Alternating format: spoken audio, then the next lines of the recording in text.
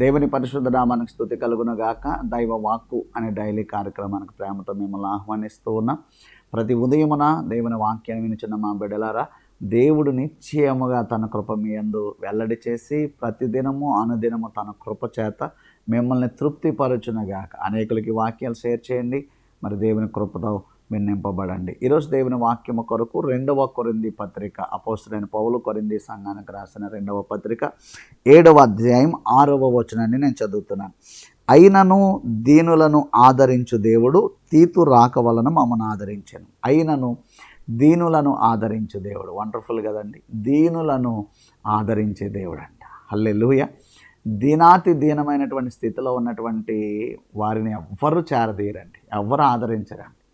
డబ్బున్న వారి దగ్గరికి అందరూ వెళ్తూ ఉంటారు, కానీ దీనుల పక్షంగా నిలబడే దేవుడు మన దేవుడు. ఆమె దీన స్థితిలో ఉన్నాం కదా అని విడిచిపెట్టేసే దేవుడు కాదండి. దీనులు మొర్రపెట్టగా ఆయన ఉత్తరం ఇస్తాడు. దీనుల పక్షముగా ఆయన నుండి ఆశీర్వదిస్తాడు. మొదట నీ స్థితి కొద్దిగా ఉండినను తుదకు నీవు మహాభివృద్ధి చెందుతావు అనే వాక్యంలో ఉంది. నీ స్థితిలో, నీ దీన స్థితిలో దేవుడు నీ పక్షంగా ఉంటాడు. వాక్యంలో ఉంది కదా, పెంట కుప్పల నుండి దీనులను పైకి లేవనెత్తువాడు ఆయనే అన్నారు. పెంట కుప్పల నుండి దీనులను పైకి లేవనెత్తుతారట. దీనస్థితిలో ఉన్నావా? ఎవ్వరు చేరదీసే పరిస్థితిలో లేవా? ఎవరు చేరదీయడం లేదా? ప్రభు ఉన్నారండి నీ పక్షంగా. దీనుల పక్షంగా ఉండే దేవుడు. ఇక్కడ అంటారు, అయినను దీనులను ఆదరించు దేవుడు. నీకు ఆధారం దేవుడే. దీనులకు దిక్కాయనే, దీనులకు అండాయనే, దీనుల పక్షంగా నిలిచే దేవుడాయనే.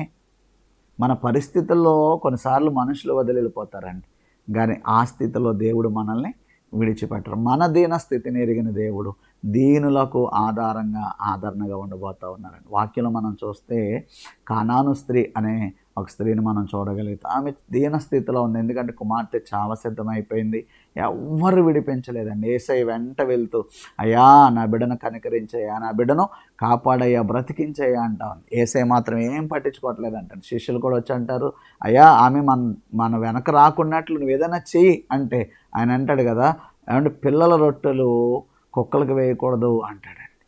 అయినా సరే ఆమె దీనంగా ప్రభుని అంటది, అయ్యా పిల్లలు తిని పడేసినటువంటి రొట్టె ముక్కలైనా కుక్కలు తింటాయి కదా ప్రభు అంటే. వెంటనే అంటాడు, నీ విశ్వాసాన్ని బట్టి నీ కుమార్తె ఇప్పుడే మరి స్వస్థపడిందని చెప్తారండి. ప్రియమైన దేవుని బిడ్డలారా, మన దీనస్థితిలో మన దేవుడు విడిచిపెట్టి వేయరు. ఆయన మన దీనస్థితిని చూచి ఆశీర్వదిస్తాడు. రక్తస్రావం కలిగిన స్త్రీ ప్రభు వెనకాల వెళ్ళి వస్త్రపు చెంగు ముట్టుకుందండి. వెంటనే తక్షణమే స్వస్థత పొందిందంట. వెంటనే యేసయ్య అంటారు, నాలోంచి ప్రభావం వెళ్ళింది. ఎవరు నన్ను ముట్టారంటే అందరూ వణుకుతున్నారు. ఆమె కూడా వణుకుతా, అయ్యా నేనే నీ వస్త్రపు చెంగు ముట్టుకున్నానంటే, అమ్మ నీ విశ్వాసం నిన్ను స్వస్థపరిచిన. నా దేవుడు ఎవ్వరినీ గద్దెంపక, ఎవ్వరినీ త్రోసివేయక, నిశ్చయముగా కృప చూపు దేవుడు. నిన్ను కృప చూపుతారు, నిన్ను ఆశీర్వదిస్తారు. నీ దీన స్థితిని ప్రభువు ఆదరిస్తారు. నీకు దేవుడు సంపూర్ణమైన ఆదరణ కలిగించునుగాక. ఆమెన్. God bless you. పరిశుద్ధమైన మా తండ్రి, దయగల మా ప్రభువా, యేసు నామములో అయా ఈ బిడ్డలను దీవిస్తూ ఉన్నా. దీనులను ఆదరించు దేవుడు గనక అయా మమ్మల్ని అందరినీ ఆదరించండి. వాక్య వినిచున్న వారిని ఆదరించండి ప్రభా. వారి పక్షంగా నువ్వు నిలవండి ప్రభా. మీరే సంపూర్ణమైన ఆదరణ వారికి దయచేయమని అడుగుచున్నాను తండ్రి. నీ కృపతో నింపి వర్ధిలింపచేయమని యేసు నామములో ప్రార్థించి అడుగుచున్నాను మా పరమ తండ్రి. తండ్రి, కుమార, పరిశుద్ధాత్మ త్రియేక దేవుని కృప నిరంతరము మనందరికీ తోడై కాపాడును గాక. ఆమెన్. God bless you.